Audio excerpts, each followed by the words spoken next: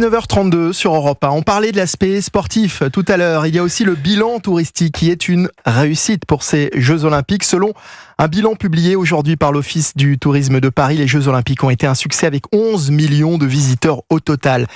Et ce n'était pas tout à fait l'avis des professionnels au tout début des Jeux. Souvenez-vous, ça avait été difficile, notamment avec les histoires de QR code. Il semble avoir largement rattrapé leur retard, ces commerçants et ces restaurateurs, et ces hôteliers également. Bernard Cohen-Haddad. Oui, mais ce sont deux choses différentes. Il y a l'activité économique et l'affluence touristique. L'activité économique de proximité, elle a marqué le pas jusqu'au 26 juillet, c'est-à-dire le jour de la cérémonie d'ouverture. Elle a fonctionné, elle fonctionne encore jusqu'à aujourd'hui. Elle va connaître à nouveau une baisse parce qu'il y a tout simplement moins d'épreuves jusqu'à la fin du mois d'août. Donc ça, c'est une réalité. On a bien entendu récupéré un peu des points alors qu'on était à moins 50% de chiffre d'affaires dans un certain temps dans l'hôtellerie.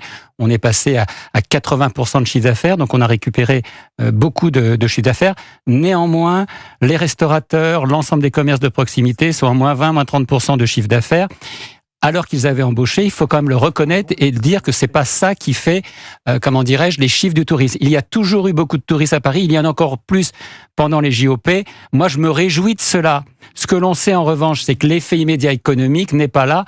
En revanche, l'effet sur le long terme en matière d'attractivité, bien entendu, aussi de développement économique pour la région capitale, mais l'ensemble des régions, aura lieu l'année prochaine, l'année d'après et dans quelques années, parce que tout s'est bien passé, il a fait beau, à part au début, et tout le monde est content, c'est ça qu'il faut dire.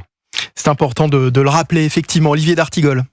On a pris du bonheur intérieur brut, comme le dit l'éditorialiste du Figaro, il me semble, aujourd'hui, mais il y a aussi une réalité économique, puisqu'il y a eu de l'investissement privé, public, pour la réussite de ces JO.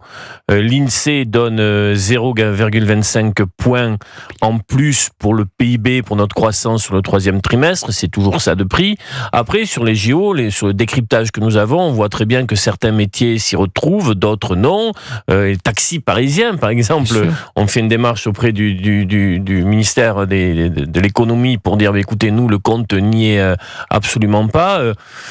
Pour connaître un peu Paris et discuter, certains restaurateurs disent que ils s'attendaient à un peu mieux parce que le public JO, c'est un public différent à certains publics qui vont beaucoup plus. Là, c'est les fan zones, c'est les stades, ce qui est très bien par ailleurs. C'est un public différent du tourisme habituellement et du tourisme, parce que les touristes habituels de l'été n'étaient pas là, clairement, puisque je ne sais pas si vous avez remarqué, les quartiers effectivement où il y avait des fan zones, où il y avait des sites olympiques étaient effectivement gorgés de monde.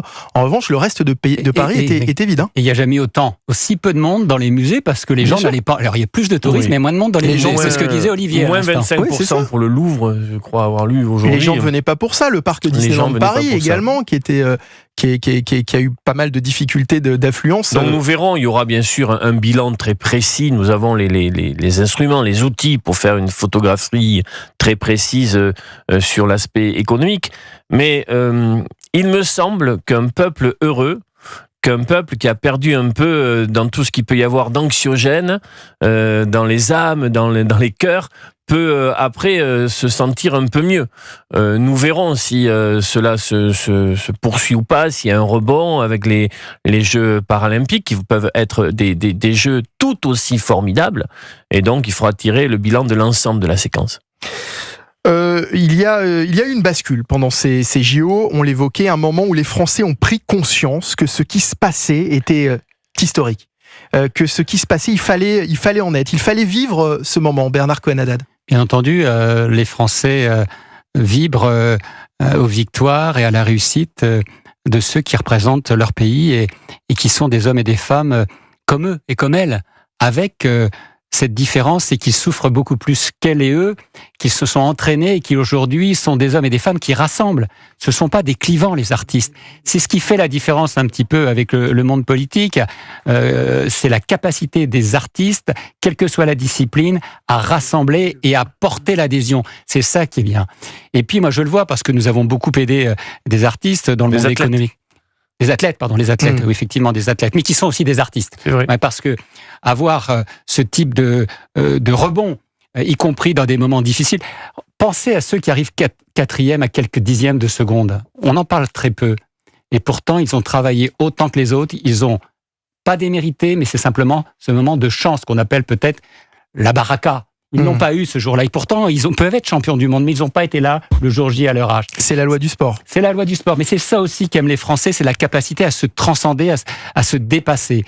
Et moi, je trouve que ce moment suspendu, comme l'évoquait Olivier tout à l'heure, c'est un moment d'union nationale, de valorisation aussi de notre drapeau, de valorisation aussi de nos médaillés, et puis peut-être de valorisation d'une capacité de voir que nous sommes une nation qui peut se dépasser quand il y a un enjeu positif, durable et responsable.